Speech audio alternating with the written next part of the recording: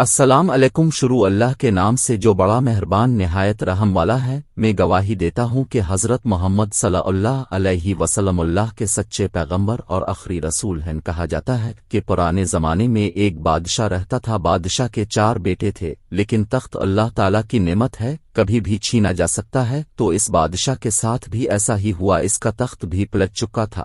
بادشاہ کے بیٹوں نے فیصلہ کیا کہ کیوں نہ ہم جنگل میں چلے جائیں۔ چاروں جنگل کی طرف روانہ ہوئے، لیکن اس جنگل کی ایک خاصیت تھی، اس میں ایک قبرستان تھا۔ قبرستان میں سے ہر سال ایک مردہ زندہ ہوتا تھا۔ جب بادشاہ کے بیٹے جنگل میں گئے، ان کا گزر اس قبرستان سے ہوا تو ایک مردہ کھڑا ہو گیا۔ مردے نے ان سے پوچھا جہاں کیا کرنے آئے ہو؟ انہوں نے سارا واقعہ بتایا۔ مردے نے جواب دیا، میں بھی اپنے وقت کا بادشاہ تھا، لیکن الخالی ہاتھ مٹی بن چکا ہوں۔ تخت کسی کے پاس ہمیشہ کے لیے نہیں رہتا۔ مردہ پھر قبر میں لیٹ گیا۔ تو دوستو، اس سے اپنے کیا سبق حاصل کیا کہ انسان چاہے بادشاہ بھی ہو، ایک دن تخت ضرور پلٹ جاتا ہے، اور ہمیشہ رہنے والا تخت اللہ تعالیٰ کا ہے۔ اللہ ہی سب سے طاقتور اور سب تختوں کا مالک ہے۔